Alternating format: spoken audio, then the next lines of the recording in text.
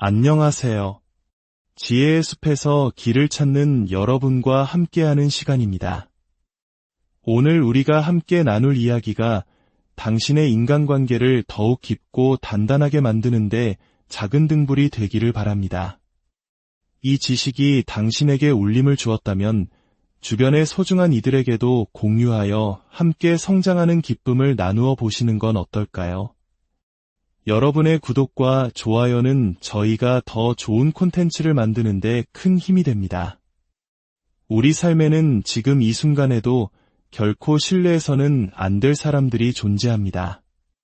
그들은 자신의 얼굴에 나는 위험한 사람이다라고 써붙이고 다니지 않습니다. 대놓고 당신에게 상처를 주지도 않죠. 오히려 그들은 자신의 위험성을 매력, 친절함, 그리고 아주 교묘한 조종 뒤에 숨깁니다. 정신분석학의 거장 칼 융은 단순히 인간의 마음만을 연구한 것이 아닙니다. 그는 사람들이 무엇을 숨기는지에 대해 깊이 파고들었습니다. 그리고 그는 분명히 말했습니다. 가장 위험한 사람은 큰 소리로 위협하는 사람이 아니라 조용히 당신의 곁에 머물며 모든 것에 공감하는 척하면서 보이지 않게 당신의 내면을 무너뜨리는 사람이라고 말입니다. 그들은 언제나 미소를 짓고 있습니다. 소리치지도 폭력을 사용하지도 않습니다. 바로 그 미소 때문에 그들이 더 위험한 것입니다. 당신이 계속해서 그 위험 신호를 놓치는 이유이기도 하죠. 이것이 바로 칼 융이 평생을 바쳐 인간의 사회적 가면인 페르소나뿐만 아니라 그 뒤에 숨겨진 어두운 자아, 그림자를 이해하려고 노력한 이유입니다. 사람들은 자신의 진짜 모습을 보여주지 않습니다. 그들은 당신에게 가장 먹힐 것이라고 생각하는 모습을 보여줄 뿐입니다. 만약 당신이 이 사실을 깨닫지 못한다면 당신의 시간, 에너지, 신뢰, 심지어 사랑까지도 처음부터 결코 안전하지 않았던 사람에게 송두리째 바치게 될 것입니다. 그래서 칼 융은 우리가 반드시 알아야 할 6가지 심리적 패턴, 6개의 가면, 처음에는 무해해 보이지만 당신이 깨어있지 않으면 조용히 당신을 파괴하는 6가지 성격 유형을 정리했습니다. 이제 그 첫 번째 유형부터 시작하겠습니다. 첫째, 만성적 피해자입니다. 이 사람은 절대로 자신의 삶의 책임을 지지 않습니다. 자신에게 일어나는 모든 일은 다른 사람의 탓이라고 믿습니다. 그들은 언제나 고통받고 항상 공격당하며 늘 억울한 일을 당했다고 말합니다. 겉으로 보기에 당신은 그들을 안타깝게 여기고 공감하며 돕고 싶어 합니다. 그들의 상처가 회복되기를 바라며 감정적으로 깊이 관여하게 되죠. 하지만 칼 융은 이 현상을 명확히 꿰뚫어 보았습니다. 영원한 피해자 역할에 머무는 사람들은 종종 그 뒤에 깊은 조종의 욕구를 숨기고 있다는 것을요. 생각해 보십시오. 만약 당신이 언제나 피해자라면 당신은 결코 책임질 필요가 없습니다. 변할 필요도 없죠. 자기 안의 어둠을 마주할 필요도 없습니다. 만성적 피해자는 자신의 고통을 무기로 사용합니다. 죄책감을 심어주고 현실을 왜곡하며 당신의 동정심을 이끌어내 그것을 의무감으로 바꿔버립니다. 결국 당신은 그들을 돕는 것이 아니라 그들의 삶 전체를 짊어지게 됩니다. 그리고 최악은 그들은 진정한 치유를 원하지 않는다는 것입니다. 그들이 원하는 것은 오직 통제권입니다. 칼 융은 경고했습니다. 누군가가 항상 자신을 피해자로 여긴다면 그들은 이미 자신의 그림자, 즉 무력함을 가장하여 감정적 조종을 통해 쾌락을 얻는 어두운 자아와 완전히 하나가 되었을 가능성이 높다고 말입니다. 이런 사람들은 절대 변하지 않을 것입니다.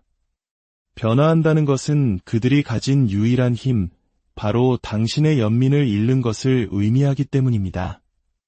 만약 당신이 그들에게서 멀어지지 않는다면 머지않아 당신은 상처받지 않은 자기 자신에게 죄책감을 느끼기 시작할 것입니다. 둘째, 매력적인 거울입니다. 칼 융은 이를 페르소나의 덫이라고 불렀습니다. 유형의 사람은 당신이 보고 싶어하는 모습을 정확하게 비춰주는 거울과 같습니다. 그들은 당신의 모든 말에 동의하고 지지하며 당신의 농담에 가장 크게 웃어줍니다. 당신의 꿈을 존경하고 당신의 불안감마저 괜찮다고 다독여주죠. 처음에는 당신의 가장 큰 지지자처럼 느껴집니다. 하지만 시간이 흐르면서 당신은 무언가 이상하다는 점을 눈치채기 시작합니다. 당신은 사실 그가 어떤 사람인지 전혀 알지 못합니다.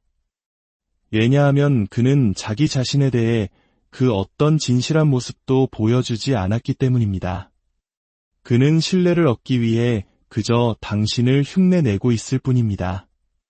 칼 융은 사람이 자신의 페르소나, 즉 사회적 가면과 자신을 지나치게 동일시하면 결국 가면 그 자체가 되어버리고 진짜 자아는 그 뒤에 숨겨진다고 썼습니다. 보호받고 상처받지 않고 그리고 무엇보다 책임지지 않는 상태로 말이죠. 매력적인 거울과 같은 사람은 안전하게 느껴지기 때문에 더욱 위험합니다.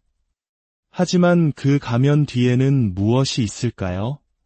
아무것도 없습니다. 실체도, 안정감도, 일관된 가치관도 없습니다. 오직 상황에 적응하고 남을 흉내내고 좋은 인상을 주려는 능력만 있을 뿐입니다. 그들은 당신에게 충성하는 것이 아닙니다. 그들은 당신의 인정에 충성합니다. 당신이 더 이상 그들을 칭찬하지 않는 순간 그들은 연기처럼 사라지거나 더 나쁘게는 당신에게 등을 돌릴 것입니다. 당신은 그 사람을 만난 것이 아닙니다. 당신은 그의 연기 속에 비친 당신 자신의 모습을 만났을 뿐입니다. 그런 사람을 믿는 것은 마치 허공에 떠다니는 연기와 악수하려는 것과 같습니다. 셋째, 수동 공격적 조력자입니다. 유형은 알아채기가 정말 어렵습니다. 그들은 당신을 공개적으로 비난하지 않습니다. 정면으로 맞서 싸우지도 않죠. 그들은 당신의 말을 끝까지 들어준 다음 슬쩍 제안하고 암시하고 교묘하게 당신의 의지를 꺾습니다. 예를 들어 당신이 꿈에 대해 이야기하면 이 사람은 고개를 끄덕이며 듣다가 나중에 이렇게 말합니다. 정말 야심찬 계획이네. 그냥 내가 너무 실망할까봐 걱정돼서 그래. 혹은 그런 시도를 하다니 정말 용감하다. 나 같으면 그렇게 실패할 위험은 감수하지 못할 텐데 언뜻 들으면 당신을 지지하는 말처럼 들리지 않나요? 하지만 절대 그렇지 않습니다. 칼 융은 이러한 관계를 조력자의 숨겨진 그림자라고 묘사했습니다.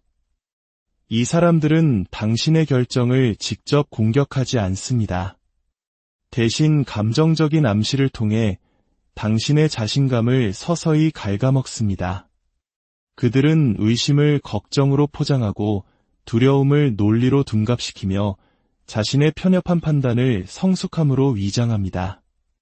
만약 당신이 정신을 차리지 않는다면 당신은 그들의 한계를 곧 자신의 한계라고 믿게 될 것입니다. 융은 이런 유형이 특히 위험하다고 믿었습니다. 그들은 겉으로는 당신에게 힘을 실어주는 척하면서 뒤로는 당신이 결코 자신들을 뛰어넘지 못하도록 조종하기 때문입니다. 만약 당신이 그들 없이 성공한다면 그들은 당신에 대한 보이지 않는 통제력을 잃게 됩니다. 자신의 존재 이유를 잃는 것이죠. 그것은 이 조력자에게 있어 조용한 자아의 죽음과도 같습니다. 그래서 그들은 당신이 날갯짓을 하기도 전에 당신의 날개를 꺾어버리고는 그것을 지지라고 부릅니다. 넷째, 비밀스러운 경쟁자입니다.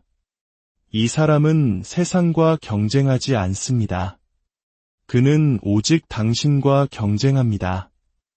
하지만 절대 드러내놓고 하지는 않죠. 그는 당신의 친구인 척 행동합니다.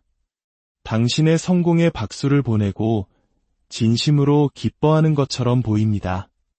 하지만 당신에게 좋은 일이 생길 때마다 그는 교묘하게 대화의 주제를 자기 자신에게로 돌립니다. 당신의 성과를 별것 아닌 것처럼 축소하고 사람들의 관심을 다른 곳으로 유도하죠. 그리고는 자신의 이야기를 늘어놓습니다. 당신의 이야기보다 약간 더 낮고 조금 더 인상적인 이야기로 말입니다. 칼 융은 이런 유형이 무의식적인 열등감에 의해 움직인다고 믿었습니다. 그들은 당신을 미워하는 것이 아닙니다. 그들은 당신을 통해 비춰지는 자신의 모습, 즉 자신의 무능함과 부족함을 견디지 못하는 것입니다. 그리고 그 감정을 인정하고 성장하는 대신 그들은 비밀리에 당신과 경쟁하는 길을 택합니다. 당신의 아이디어를 베끼고는 원래 자기 생각이었던 척하고 칭찬 속에 교묘하게 가시를 숨겨 모욕을 줍니다. 그들은 당신이 자신들보다 뒤처져 있을 때만 당신을 축하해 줍니다. 당신이 앞서 나갈 때는 절대 아니죠. 당신은 그 미묘한 긴장감, 억지스러운 칭찬, 그리고 어색한 분위기의 변화 속에서 무언가 잘못되었음을 느낍니다. 하지만 만약 당신이 그 느낌을 무시한다면 당신은 당신을 친구가 아닌 위협으로 여기는 사람에게 계속해서 신뢰를 쏟아붓게 될 것입니다. 그리고 반전은 이렇습니다. 당신이 실패했을 때 그들은 속으로 안도감을 느낄 것입니다. 하지만 절대 겉으로 표현하지 않죠. 그저 이렇게 말할 뿐입니다. 나는 이런 일이 일어날까 봐 두려웠어. 그래서 너에게 미리 경고하려고 했던 건데 이 사람은 당신의 팀원이 아닙니다. 그는 당신을 감정적으로 방해하기 위해 지지자의 역할을 연기하며 당신 곁에 머무는 거울 속 경쟁자일 뿐입니다. 융은 경고했습니다. 자신이 이길 차례가 아닐 때 박수를 쳐줄 수 없는 사람을 절대 믿지 말라. 5째, 영적 나르시시스트, 즉 지혜로운 현자인 척하는 사람입니다. 이 사람은 스스로를 깨달은 존재, 성숙하고 감정적으로 초연한 사람으로 포장합니다. 그들은 부드럽게 말하고 철학적인 문구를 인용하며 치유, 균형, 그림자 작업, 마음 챙김과 같은 단어들을 자주 사용합니다. 그들은 갈등이나 에고를 초월한 존재처럼 행동하죠. 하지만 진실은 그들이 다른 사람들보다 우월하게 보이는 것에 매우 깊이 집착하고 있다는 것입니다. 칼 융은 이를 분열된 정신이라고 불렀습니다. 의식적인 마음은 영적인 정체성에 매달리지만 무의식적인 그림자는 조용한 우월감, 통제력, 그리고 비판적인 태도로 새어나오는 상태를 말합니다. 이들의 위험성은 무엇일까요? 그들은 논쟁을 통해 당신을 지배하지 않습니다. 그들은 항상 평온한 사람의 위치를 고수함으로써 당신을 지배합니다. 당신이 반박하려 할 때마다 당신을 감정적이고 치유되지 않았으며 영적으로 미성숙한 사람으로 느끼게 만듭니다. 그들은 이렇게 말하죠. 그건 당신이 아직 해결하지 못한 트라우마가 건드려진 것 같군요. 저는 그저 당신을 위해 공간을 열어두고 있을 뿐입니다. 당신의 투사를 제가 해결해줄 책임은 없어요. 얼핏 들으면 현명한 말처럼 들리지만 이것은 사실 교묘한 권력 게임입니다. 그들은 심리학 용어나 영적인 언어를 사용하여 당신의 현실을 부정합니다. 당신은 그들과의 논쟁에서 결코 이길 수 없습니다. 그들은 애초에 논쟁이 있었다는 사실조차 인정하지 않을 테니까요. 당신의 분노는 당신 안의 결함으로 재해석될 것입니다. 이런 사람을 신뢰하고 당신의 길잡이로 삼을수록 그들은 더 큰 힘을 얻게 됩니다. 당신을 성장시키는 것을 통해서가 아니라 당신을 잡고 혼란스럽고 항상 그들의 명쾌한 해답을 필요로 하는 존재로 만들므로써 말입니다. 그들은 동등한 관계를 원하지 않습니다. 그들은 추종자를 원합니다. 그들은 진정한 치유가 아니라 권위를 원합니다. 조심하지 않는다면 당신은 그들의 감정적 평온함을 내면의 깊이로 착각하게 될 것입니다. 하지만 사실 그것은 완벽하게 계산된 연기일 뿐입니다. 여섯째, 결국에는 모든 것을 통제하는 공감 능력자입니다. 이들은 모든 것을 느낍니다. 에너지의 흐름을 감지하고 상대방의 기분, 몸짓, 숨겨진 긴장감까지 읽어냅니다. 쉽게 눈물을 흘리고 자주 당신을 위로하며 당신이 깊이 이해받고 있다고 느끼게 만듭니다. 처음에는 이것이 큰 선물처럼 느껴집니다. 진정한 연결이라고 믿게 되죠. 하지만 시간이 지나면서 이것은 다른 무언가로 변질됩니다. 바로 민감함을 통한 통제입니다. 당신은 점차 그들의 심기를 건드리지 않기 위해 자신의 행동을 조심하게 됩니다. 그들에게 상처를 주지 않으려고 자신의 감정을 억누르기 시작합니다. 불만을 표현하기를 주저하게 되죠. 왜냐하면 너의 그 부정적인 에너지가 나에게 너무 큰 영향을 줘 라는 말을 듣게 될 테니까요. 정신을 차렸을 때 당신은 더 이상 자기 자신을 솔직하게 표현하지 못하고 있습니다. 당신은 그들의 감정을 관리하고 있습니다. 그들은 자신의 고통이 당신의 책임이라고 당신을 설득하는 데 성공했기 때문입니다. 칼 융은 이 미묘한 위험에 대해 경고했습니다. 스스로를 매우 민감하다고 주장하는 많은 사람들이 실제로는 자신의 치유되지 않은 내면의 혼돈을 바깥으로 투사하고 있으며 세상이 자신의 상처를 중심으로 돌아가도록 요구하고 있다는 것입니다. 바로 이 지점에서 공감 능력자는 해로운 존재가 됩니다. 그들은 연결을 원하는 것이 아닙니다. 당신을 희생시켜서라도 얻는 감정적 안전을 원합니다. 그리고 당신이 그 기대를 충족시키지 못하면 그들은 무너져 내리고 당신은 나쁜 사람이 됩니다. 이것은 사랑이 아닙니다. 심리적 복종입니다. 칼 융의 조언은 명확합니다. 그냥 떠나십시오. 이런 종류의 사람들은 자신이 위험하다고 절대 말하지 않을 것입니다. 그들은 단지 자신이 너무 많이 느끼고 있을 뿐이라고 말할 것입니다. 그리고 당신이 자기 자신에게 깊이 뿌리내리고 있지 않다면 당신은 그들의 말을 믿기 시작할 것입니다. 그들의 고통이 당신의 잘못이고 그들의 혼돈이 당신의 짐이며 그들의 무너짐이 당신의 책임이라고 믿게 될 것입니다. 하지만 그것은 당신의 책임이 아닙니다. 그렇다면 왜 이런 사람들이 존재하는 것일까요? 칼 융의 대답은 지독할 정도로 명확합니다. 그들은 자신의 그림자를 한 번도 마주한 적이 없기 때문입니다. 그래서 이제 그들은 당신에게 그 짐을 지우는 것입니다. 그들은 자신의 조종적인 측면을 마주한 적이 없기에 그것을 당신에게 투사합니다. 통제에 대한 자신의 욕구를 인정한 적이 없기에 사랑, 지지 또는 조언이라는 이름으로 다른 사람을 통제합니다.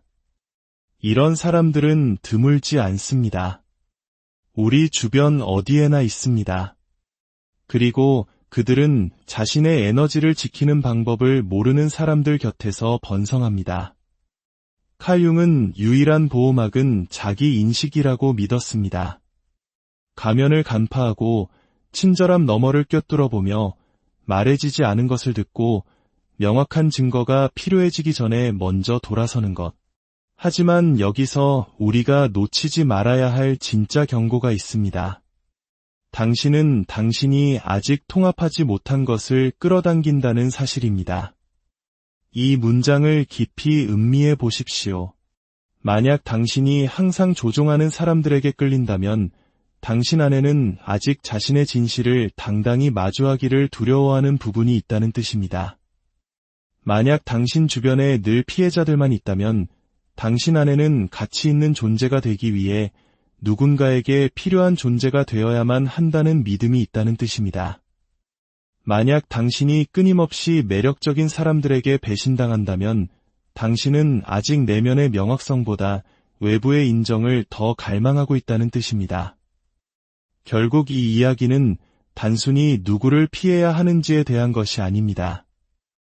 이것은 애초에 당신이 왜 그들을 용납했는지에 대한 이야기입니다. 그리고 칼융은 그 해답이 항상 한 곳, 바로 당신의 그림자 속에 존재한다고 믿었습니다. 당신의 그림자가 그들의 가면을 끌어당기는 것입니다. 그러므로 진정한 해답은 다른 사람을 분석하는 데 있는 것이 아니라 우리 자신을 깊이 들여다보는 데 있습니다. 나의 어떤 부분이 그들의 행동을 허용하고 있는가? 나의 어떤 상처가 그들의 상처와 공명하고 있는가? 이것이 바로 그림자 작업의 시작입니다. 우리 안의 어둠을 인정하고 억압된 부분을 통합하여 온전한 자신이 될 때 우리는 더 이상 그들의 무대가 되어주지 않습니다. 우리의 빛이 너무 밝아져 그들의 그림자가 머물 곳이 없어지기 때문입니다. 당신의 내면을 향한 여정의 깊은 평온과 안녕하세요. 지혜의 숲에서 길을 찾는 여러분과 함께하는 시간입니다. 오늘 우리가 함께 나눌 이야기가 당신의 인간관계를 더욱 깊고 단단하게 만드는데 작은 등불이 되기를 바랍니다.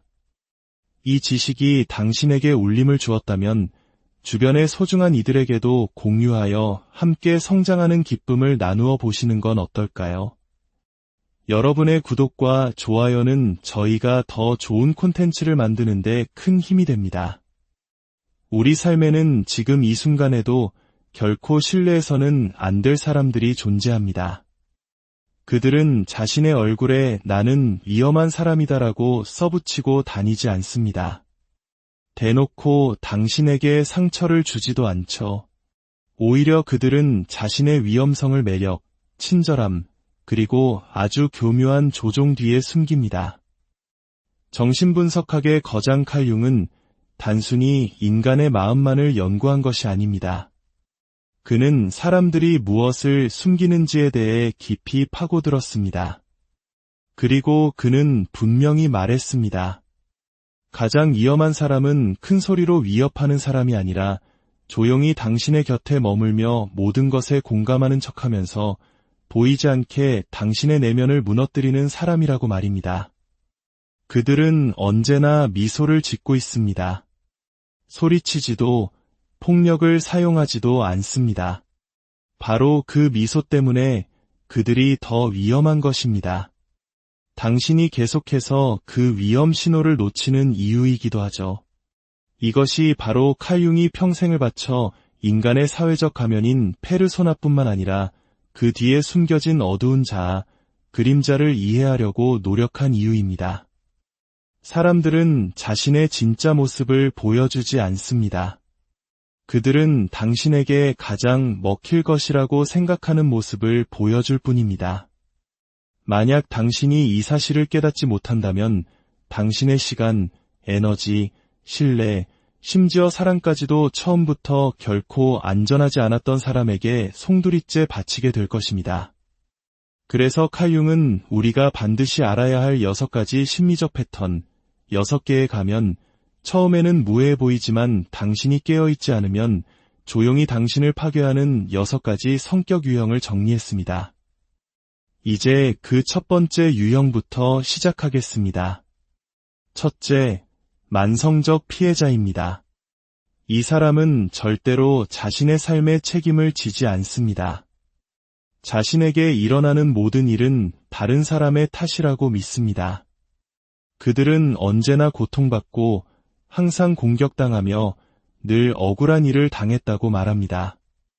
겉으로 보기에 당신은 그들을 안타깝게 여기고 공감하며 돕고 싶어 합니다. 그들의 상처가 회복되기를 바라며 감정적으로 깊이 관여하게 되죠. 하지만 칼융은 이 현상을 명확히 꿰뚫어 보았습니다. 영원한 피해자 역할에 머무는 사람들은 종종 그 뒤에 깊은 조종의 욕구를 숨기고 있다는 것을요. 생각해 보십시오. 만약 당신이 언제나 피해자라면 당신은 결코 책임질 필요가 없습니다. 변할 필요도 없죠. 자기 안의 어둠을 마주할 필요도 없습니다. 만성적 피해자는 자신의 고통을 무기로 사용합니다. 죄책감을 심어주고 현실을 왜곡하며 당신의 동정심을 이끌어내 그것을 의무감으로 바꿔버립니다. 결국 당신은 그들을 돕는 것이 아니라 그들의 삶 전체를 짊어지게 됩니다. 그리고 최악은 그들은 진정한 치유를 원하지 않는다는 것입니다. 그들이 원하는 것은 오직 통제권입니다. 칼 융은 경고했습니다.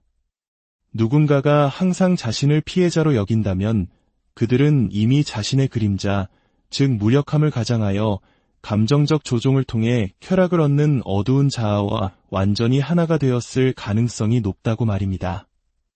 이런 사람들은 절대 변하지 않을 것입니다. 변화한다는 것은 그들이 가진 유일한 힘, 바로 당신의 연민을 잃는 것을 의미하기 때문입니다. 만약 당신이 그들에게서 멀어지지 않는다면 머지않아 당신은 상처받지 않은 자기 자신에게 죄책감을 느끼기 시작할 것입니다. 둘째, 매력적인 거울입니다. 칼 융은 이를 페르소나의 덫이라고 불렀습니다. 유형의 사람은 당신이 보고 싶어하는 모습을 정확하게 비춰주는 거울과 같습니다. 그들은 당신의 모든 말에 동의하고 지지하며 당신의 농담에 가장 크게 웃어줍니다. 당신의 꿈을 존경하고 당신의 불안감마저 괜찮다고 다독여주죠. 처음에는 당신의 가장 큰 지지자처럼 느껴집니다. 하지만 시간이 흐르면서 당신은 무언가 이상하다는 점을 눈치채기 시작합니다. 당신은 사실 그가 어떤 사람인지 전혀 알지 못합니다. 왜냐하면 그는 자기 자신에 대해 그 어떤 진실한 모습도 보여주지 않았기 때문입니다. 그는 신뢰를 얻기 위해 그저 당신을 흉내내고 있을 뿐입니다. 칼 융은 사람이 자신의 페르소나, 즉 사회적 가면과 자신을 지나치게 동일시하면 결국 가면 그 자체가 되어버리고 진짜 자아는 그 뒤에 숨겨진다고 썼습니다. 보호받고 상처받지 않고 그리고 무엇보다 책임지지 않는 상태로 말이죠. 매력적인 거울과 같은 사람은 안전하게 느껴지기 때문에 더욱 위험합니다. 하지만 그 가면 뒤에는 무엇이 있을까요? 아무것도 없습니다. 실체도, 안정감도, 일관된 가치관도 없습니다. 오직 상황에 적응하고 남을 흉내내고 좋은 인상을 주려는 능력만 있을 뿐입니다. 그들은 당신에게 충성하는 것이 아닙니다. 그들은 당신의 인정에 충성합니다. 당신이 더 이상 그들을 칭찬하지 않는 순간 그들은 연기처럼 사라지거나 더 나쁘게는 당신에게 등을 돌릴 것입니다. 당신은 그 사람을 만난 것이 아닙니다. 당신은 그의 연기 속에 비친 당신 자신의 모습을 만났을 뿐입니다. 그런 사람을 믿는 것은 마치 허공에 떠다니는 연기와 악수하려는 것과 같습니다. 셋째, 수동 공격적 조력자입니다. 유형은 알아채기가 정말 어렵습니다. 그들은 당신을 공개적으로 비난하지 않습니다. 정면으로 맞서 싸우지도 않죠. 그들은 당신의 말을 끝까지 들어준 다음 슬쩍 제안하고 암시하고 교묘하게 당신의 의지를 꺾습니다. 예를 들어 당신이 꿈에 대해 이야기하면 이 사람은 고개를 끄덕이며 듣다가 나중에 이렇게 말합니다. 정말 야심찬 계획이네. 그냥 내가 너무 실망할까봐 걱정돼서 그래. 혹은 그런 시도를 하다니 정말 용감하다. 나 같으면 그렇게 실패할 위험은 감수하지 못할 텐데 언뜻 들으면 당신을 지지하는 말처럼 들리지 않나요? 하지만 절대 그렇지 않습니다. 칼 융은 이러한 관계를 조력자의 숨겨진 그림자라고 묘사했습니다. 이 사람들은 당신의 결정을 직접 공격하지 않습니다. 대신 감정적인 암시를 통해 당신의 자신감을 서서히 갉아먹습니다. 그들은 의심을 걱정으로 포장하고 두려움을 논리로 둔갑시키며 자신의 편협한 판단을 성숙함으로 위장합니다. 만약 당신이 정신을 차리지 않는다면 당신은 그들의 한계를 곧 자신의 한계라고 믿게 될 것입니다. 융은 이런 유형이 특히 위험하다고 믿었습니다. 그들은 겉으로는 당신에게 힘을 실어주는 척하면서 뒤로는 당신이 결코 자신들을 뛰어넘지 못하도록 조종하기 때문입니다. 만약 당신이 그들 없이 성공한다면 그들은 당신에 대한 보이지 않는 통제력을 잃게 됩니다. 자신의 존재 이유를 잃는 것이죠. 그것은 이 조력자에게 있어 조용한 자아의 죽음과도 같습니다. 그래서 그들은 당신이 날갯짓을 하기도 전에 당신의 날개를 꺾어버리고는 그것을 지지라고 부릅니다. 넷째, 비밀스러운 경쟁자입니다. 이 사람은 세상과 경쟁하지 않습니다. 그는 오직 당신과 경쟁합니다. 하지만 절대 드러내놓고 하지는 않죠. 그는 당신의 친구인 척 행동합니다. 당신의 성공에 박수를 보내고 진심으로 기뻐하는 것처럼 보입니다. 하지만 당신에게 좋은 일이 생길 때마다 그는 교묘하게 대화의 주제를 자기 자신에게로 돌립니다. 당신의 성과를 별것 아닌 것처럼 축소하고 사람들의 관심을 다른 곳으로 유도하죠. 그리고는 자신의 이야기를 늘어놓습니다. 당신의 이야기보다 약간 더 낮고 조금 더 인상적인 이야기로 말입니다. 칼 융은 이런 유형이 무의식적인 열등감에 의해 움직인다고 믿었습니다. 그들은 당신을 미워하는 것이 아닙니다. 그들은 당신을 통해 비춰지는 자신의 모습, 즉 자신의 무능함과 부족함을 견디지 못하는 것입니다. 그리고 그 감정을 인정하고 성장하는 대신 그들은 비밀리에 당신과 경쟁하는 길을 택합니다. 당신의 아이디어를 베끼고는 원래 자기 생각이었던 척하고 칭찬 속에 교묘하게 가시를 숨겨 모욕을 줍니다. 그들은 당신이 자신들보다 뒤처져 있을 때만 당신을 축하해 줍니다. 당신이 앞서 나갈 때는 절대 아니죠. 당신은 그 미묘한 긴장감, 억지스러운 칭찬, 그리고 어색한 분위기의 변화 속에서 무언가 잘못되었음을 느낍니다.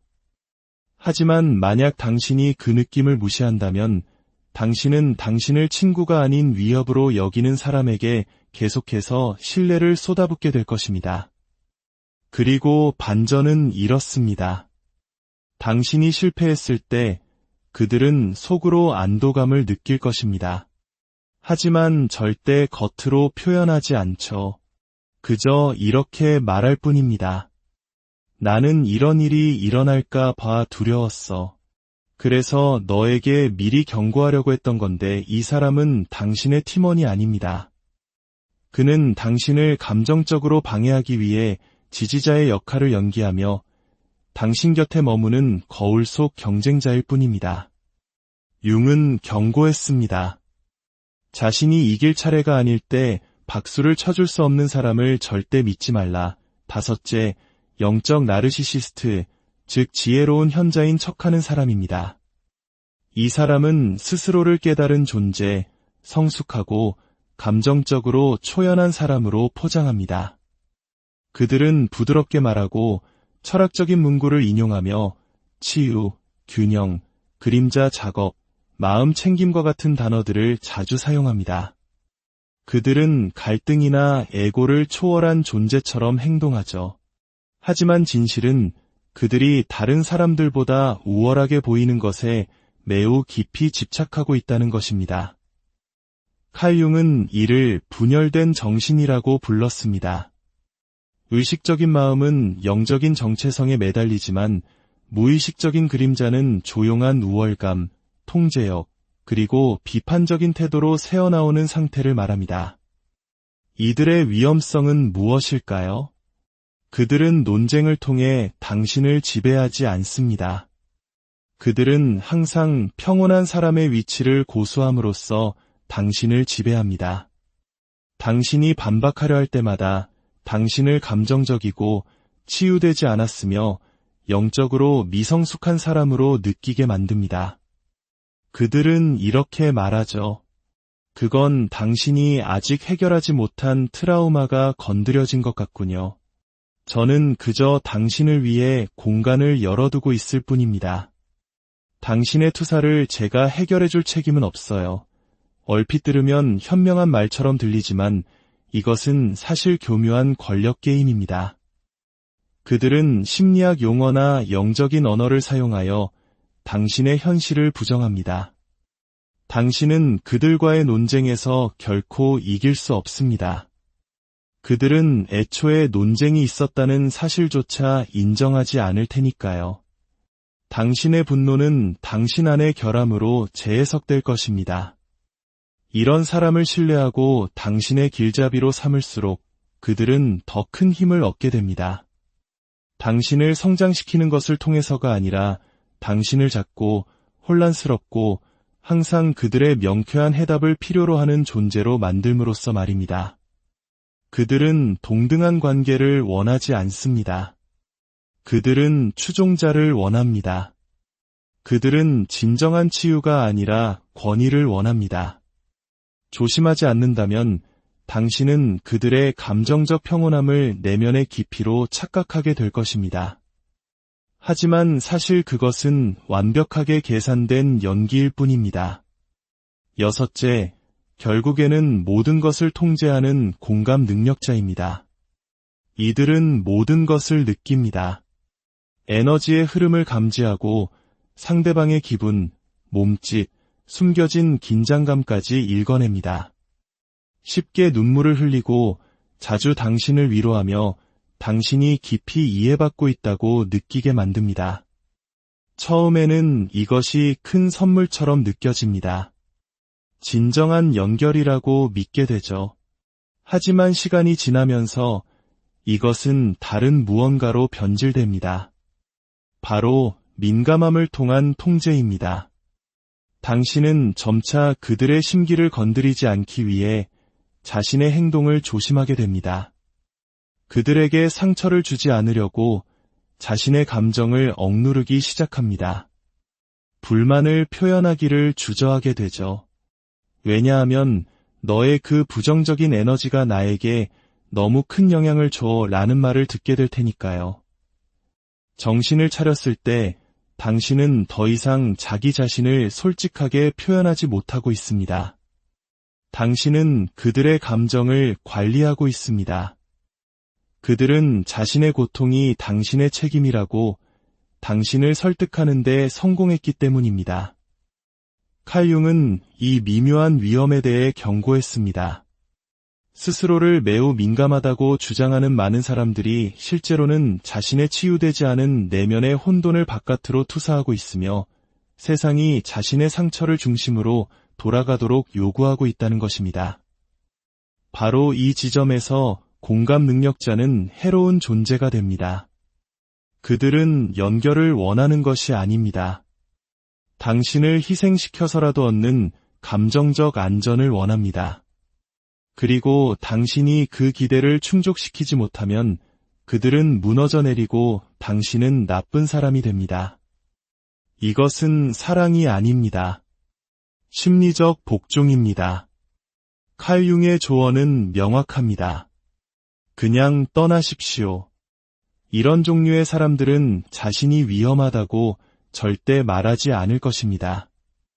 그들은 단지 자신이 너무 많이 느끼고 있을 뿐이라고 말할 것입니다.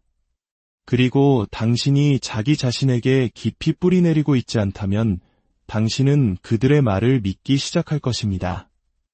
그들의 고통이 당신의 잘못이고 그들의 혼돈이 당신의 짐이며 그들의 무너짐이 당신의 책임이라고 믿게 될 것입니다. 하지만 그것은 당신의 책임이 아닙니다. 그렇다면 왜 이런 사람들이 존재하는 것일까요? 칼 융의 대답은 지독할 정도로 명확합니다. 그들은 자신의 그림자를 한 번도 마주한 적이 없기 때문입니다. 그래서 이제 그들은 당신에게 그 짐을 지우는 것입니다. 그들은 자신의 조종적인 측면을 마주한 적이 없기에 그것을 당신에게 투사합니다. 통제에 대한 자신의 욕구를 인정한 적이 없기에 사랑, 지지 또는 조언이라는 이름으로 다른 사람을 통제합니다. 이런 사람들은 드물지 않습니다. 우리 주변 어디에나 있습니다. 그리고 그들은 자신의 에너지를 지키는 방법을 모르는 사람들 곁에서 번성합니다. 칼 융은 유일한 보호막은 자기 인식이라고 믿었습니다.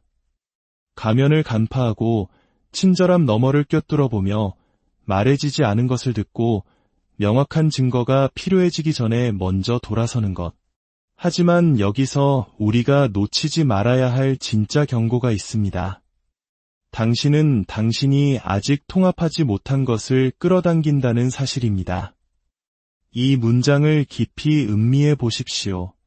만약 당신이 항상 조종하는 사람들에게 끌린다면 당신 안에는 아직 자신의 진실을 당당히 마주하기를 두려워하는 부분이 있다는 뜻입니다.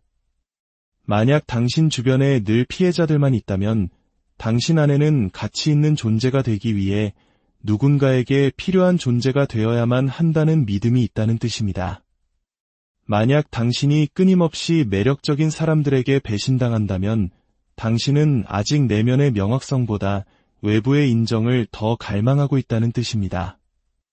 결국 이 이야기는 단순히 누구를 피해야 하는지에 대한 것이 아닙니다. 이것은 애초에 당신이 왜 그들을 용납했는지에 대한 이야기입니다. 그리고 칼 융은 그 해답이 항상 한 곳, 바로 당신의 그림자 속에 존재한다고 믿었습니다. 당신의 그림자가 그들의 가면을 끌어당기는 것입니다. 그러므로 진정한 해답은 다른 사람을 분석하는 데 있는 것이 아니라 우리 자신을 깊이 들여다보는 데 있습니다. 나의 어떤 부분이 그들의 행동을 허용하고 있는가? 나의 어떤 상처가 그들의 상처와 공명하고 있는가? 이것이 바로 그림자 작업의 시작입니다.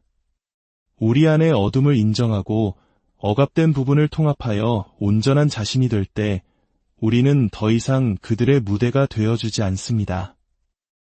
우리의 빛이 너무 밝아져 그들의 그림자가 머물 곳이 없어지기 때문입니다. 당신의 내면을 향한 여정의 깊은 평온과 안녕하세요. 지혜의 숲에서 길을 찾는 여러분과 함께하는 시간입니다. 오늘 우리가 함께 나눌 이야기가 당신의 인간관계를 더욱 깊고 단단하게 만드는데 작은 등불이 되기를 바랍니다. 이 지식이 당신에게 울림을 주었다면 주변의 소중한 이들에게도 공유하여 함께 성장하는 기쁨을 나누어 보시는 건 어떨까요? 여러분의 구독과 좋아요는 저희가 더 좋은 콘텐츠를 만드는데 큰 힘이 됩니다. 우리 삶에는 지금 이 순간에도 결코 신뢰해서는 안 될 사람들이 존재합니다. 그들은 자신의 얼굴에 나는 위험한 사람이다라고 써붙이고 다니지 않습니다. 대놓고 당신에게 상처를 주지도 않죠. 오히려 그들은 자신의 위험성을 매력, 친절함, 그리고 아주 교묘한 조종 뒤에 숨깁니다. 정신분석학의 거장 칼 융은 단순히 인간의 마음만을 연구한 것이 아닙니다. 그는 사람들이 무엇을 숨기는지에 대해 깊이 파고들었습니다. 그리고 그는 분명히 말했습니다. 가장 위험한 사람은 큰 소리로 위협하는 사람이 아니라 조용히 당신의 곁에 머물며 모든 것에 공감하는 척하면서 보이지 않게 당신의 내면을 무너뜨리는 사람이라고 말입니다. 그들은 언제나 미소를 짓고 있습니다. 소리치지도 폭력을 사용하지도 않습니다. 바로 그 미소 때문에 그들이 더 위험한 것입니다. 당신이 계속해서 그 위험 신호를 놓치는 이유이기도 하죠.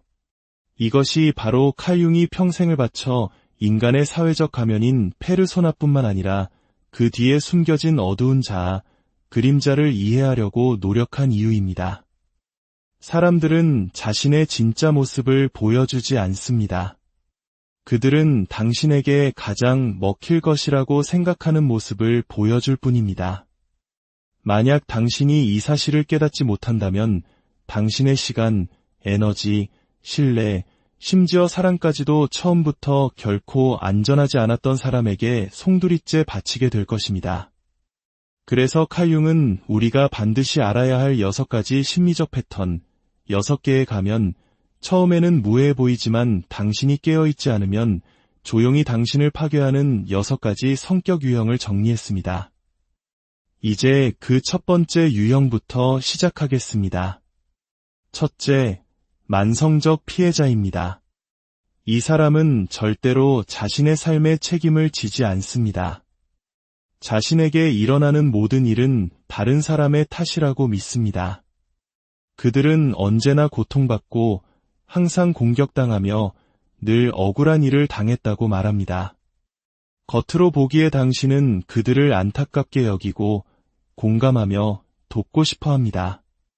그들의 상처가 회복되기를 바라며 감정적으로 깊이 관여하게 되죠. 하지만 칼 융은 이 현상을 명확히 꿰뚫어 보았습니다. 영원한 피해자 역할에 머무는 사람들은 종종 그 뒤에 깊은 조종의 욕구를 숨기고 있다는 것을요. 생각해 보십시오. 만약 당신이 언제나 피해자라면 당신은 결코 책임질 필요가 없습니다. 변할 필요도 없죠. 자기 안의 어둠을 마주할 필요도 없습니다. 만성적 피해자는 자신의 고통을 무기로 사용합니다. 죄책감을 심어주고 현실을 왜곡하며 당신의 동정심을 이끌어내 그것을 의무감으로 바꿔버립니다. 결국 당신은 그들을 돕는 것이 아니라 그들의 삶 전체를 짊어지게 됩니다. 그리고 최악은 그들은 진정한 치유를 원하지 않는다는 것입니다. 그들이 원하는 것은 오직 통제권입니다. 칼 융은 경고했습니다. 누군가가 항상 자신을 피해자로 여긴다면 그들은 이미 자신의 그림자, 즉 무력함을 가장하여 감정적 조종을 통해 쾌락을 얻는 어두운 자아와 완전히 하나가 되었을 가능성이 높다고 말입니다. 이런 사람들은 절대 변하지 않을 것입니다. 변화한다는 것은 그들이 가진 유일한 힘, 바로 당신의 연민을 잃는 것을 의미하기 때문입니다. 만약 당신이 그들에게서 멀어지지 않는다면 머지않아 당신은 상처받지 않은 자기 자신에게 죄책감을 느끼기 시작할 것입니다. 둘째, 매력적인 거울입니다. 칼 융은 이를 페르소나의 덫이라고 불렀습니다. 이 유형의 사람은 당신이 보고 싶어하는 모습을 정확하게 비춰주는 거울과 같습니다. 그들은 당신의 모든 말에 동의하고 지지하며 당신의 농담에 가장 크게 웃어줍니다. 당신의 꿈을 존경하고 당신의 불안감마저 괜찮다고 다독여주죠. 처음에는 당신의 가장 큰 지지자처럼 느껴집니다. 하지만 시간이 흐르면서 당신은 무언가 이상하다는 점을 눈치채기 시작합니다. 당신은 사실 그가 어떤 사람인지 전혀 알지 못합니다. 왜냐하면 그는 자기 자신에 대해 그 어떤 진실한 모습도 보여주지 않았기 때문입니다. 그는 신뢰를 얻기 위해 그저 당신을 흉내내고 있을 뿐입니다. 칼 융은 사람이 자신의 페르소나, 즉 사회적 가면과 자신을 지나치게 동일시하면 결국 가면 그 자체가 되어버리고 진짜 자아는 그 뒤에 숨겨진다고 썼습니다. 보호받고 상처받지 않고 그리고 무엇보다 책임지지 않는 상태로 말이죠. 매력적인 거울과 같은 사람은 안전하게 느껴지기 때문에 더욱 위험합니다. 하지만 그 가면 뒤에는 무엇이 있을까요? 아무것도 없습니다. 실체도, 안정감도, 일관된 가치관도 없습니다. 오직 상황에 적응하고 남을 흉내내고 좋은 인상을 주려는 능력만 있을 뿐입니다. 그들은 당신에게 충성하는 것이 아닙니다. 그들은 당신의 인정에 충성합니다. 당신이 더 이상 그들을 칭찬하지 않는 순간 그들은 연기처럼 사라지거나 더 나쁘게는 당신에게 등을 돌릴 것입니다. 당신은 그 사람을 만난 것이 아닙니다. 당신은 그의 연기 속에 비친 당신 자신의 모습을 만났을 뿐입니다. 그런 사람을 믿는 것은 마치 허공에 떠다니는 연기와 악수하려는 것과 같습니다. 셋째, 수동 공격적 조력자입니다. 유형은 알아채기가 정말 어렵습니다. 그들은 당신을 공개적으로 비난하지 않습니다. 정면으로 맞서 싸우지도 않죠. 그들은 당신의 말을 끝까지 들어준 다음 슬쩍 제안하고 암시하고 교묘하게 당신의 의지를 꺾습니다. 예를 들어 당신이 꿈에 대해 이야기하면 이 사람은 고개를 끄덕이며 듣다가 나중에 이렇게 말합니다. 정말 야심찬 계획이네. 그냥 내가 너무 실망할까봐 걱정돼서 그래. 혹은 그런 시도를 하다니 정말 용감하다. 나 같으면 그렇게 실패할 위험은 감수하지 못할 텐데 언뜻 들으면 당신을 지지하는 말처럼 들리지 않나요? 하지만 절대 그렇지 않습니다. 칼 융은 이러한 관계를 조력자의 숨겨진 그림자라고 묘사했습니다. 이 사람들은 당신의 결정을 직접 공격하지 않습니다. 대신 감정적인 암시를 통해 당신의 자신감을 서서히 갉아먹습니다. 그들은 의심을 걱정으로 포장하고 두려움을 논리로 둔갑시키며 자신의 편협한 판단을 성숙함으로 위장합니다. 만약 당신이 정신을 차리지 않는다면 당신은 그들의 한계를 곧 자신의 한계라고 믿게 될 것입니다. 융은 이런 유형이 특히 위험하다고 믿었습니다. 그들은 겉으로는 당신에게 힘을 실어주는 척하면서 뒤로는 당신이 결코 자신들을 뛰어넘지 못하도록 조종하기 때문입니다. 만약 당신이 그들 없이 성공한다면 그들은 당신에 대한 보이지 않는 통제력을 잃게 됩니다. 자신의 존재 이유를 잃는 것이죠. 그것은 이 조력자에게 있어 조용한 자아의 죽음과도 같습니다. 그래서 그들은 당신이 날갯짓을 하기도 전에 당신의 날개를 꺾어버리고는 그것을 지지라고 부릅니다. 넷째, 비밀스러운 경쟁자입니다. 이 사람은 세상과 경쟁하지 않습니다. 그는 오직 당신과 경쟁합니다. 하지만 절대 드러내놓고 하지는 않죠. 그는 당신의 친구인 척 행동합니다. 당신의 성공에 박수를 보내고 진심으로 기뻐하는 것처럼 보입니다. 하지만 당신에게 좋은 일이 생길 때마다 그는 교묘하게 대화의 주제를 자기 자신에게로 돌립니다. 당신의 성과를 별것 아닌 것처럼 축소하고 사람들의 관심을 다른 곳으로 유도하죠. 그리고는 자신의 이야기를 늘어놓습니다. 당신의 이야기보다 약간 더 낫고 조금 더 인상적인 이야기로 말입니다. 칼 융은 이런 유형이 무의식적인 열등감에 의해 움직인다고 믿었습니다. 그들은 당신을 미워하는 것이 아닙니다. 그들은 당신을 통해 비춰지는 자신의 모습, 즉 자신의 무능함과 부족함을 견디지 못하는 것입니다. 그리고 그 감정을 인정하고 성장하는 대신 그들은 비밀리에 당신과 경쟁하는 길을 택합니다. 당신의 아이디어를 베끼고는 원래 자기 생각이었던 척하고 칭찬 속에 교묘하게 가시를 숨겨 모욕을 줍니다. 그들은 당신이 자신들보다 뒤처져 있을 때만 당신을 축하해 줍니다. 당신이 앞서 나갈 때는 절대 아니죠. 당신은 그 미묘한 긴장감, 억지스러운 칭찬, 그리고 어색한 분위기의 변화 속에서 무언가 잘못되었음을 느낍니다. 하지만 만약 당신이 그 느낌을 무시한다면 당신은 당신을 친구가 아닌 위협으로 여기는 사람에게 계속해서 신뢰를 쏟아붓게 될 것입니다. 그리고 반전은 이렇습니다. 당신이 실패했을 때 그들은 속으로 안도감을 느낄 것입니다.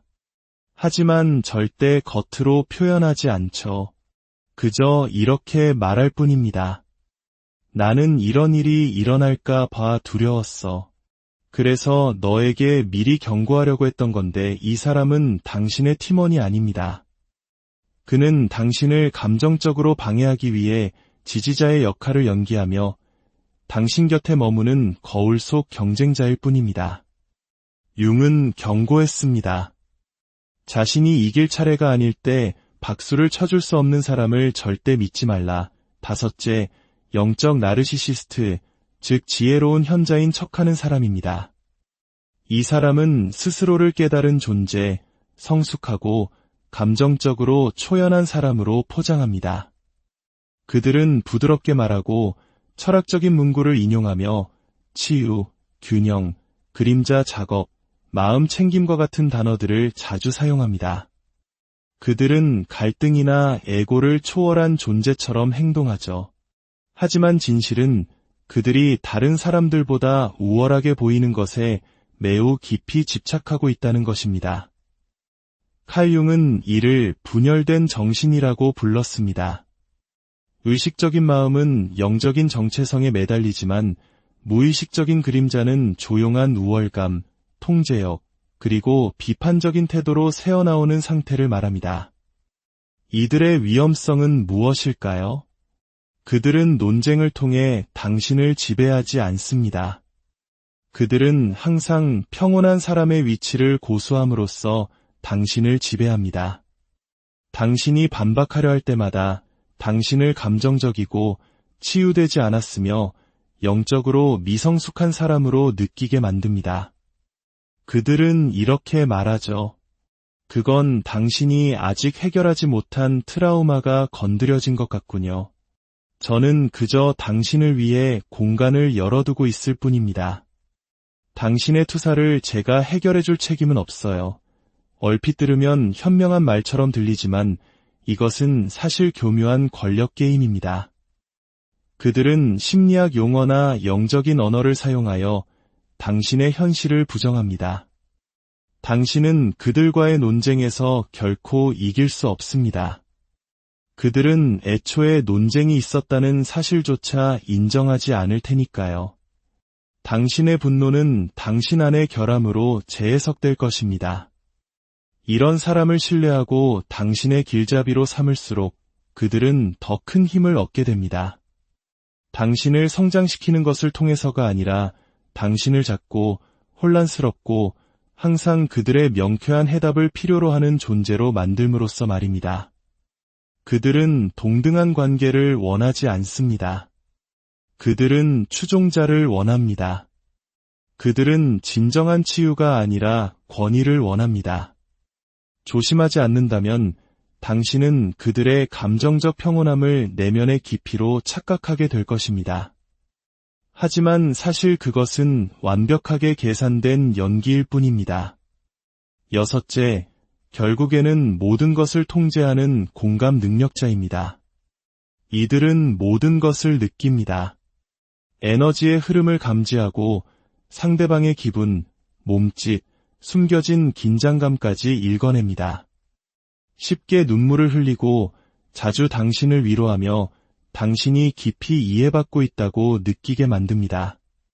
처음에는 이것이 큰 선물처럼 느껴집니다. 진정한 연결이라고 믿게 되죠. 하지만 시간이 지나면서 이것은 다른 무언가로 변질됩니다. 바로 민감함을 통한 통제입니다. 당신은 점차 그들의 심기를 건드리지 않기 위해 자신의 행동을 조심하게 됩니다.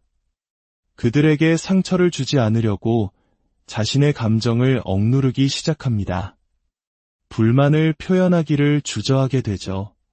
왜냐하면 너의 그 부정적인 에너지가 나에게 너무 큰 영향을 줘 라는 말을 듣게 될 테니까요. 정신을 차렸을 때 당신은 더 이상 자기 자신을 솔직하게 표현하지 못하고 있습니다. 당신은 그들의 감정을 관리하고 있습니다. 그들은 자신의 고통이 당신의 책임이라고 당신을 설득하는 데 성공했기 때문입니다. 칼 융은 이 미묘한 위험에 대해 경고했습니다. 스스로를 매우 민감하다고 주장하는 많은 사람들이 실제로는 자신의 치유되지 않은 내면의 혼돈을 바깥으로 투사하고 있으며 세상이 자신의 상처를 중심으로 돌아가도록 요구하고 있다는 것입니다. 바로 이 지점에서 공감 능력자는 해로운 존재가 됩니다.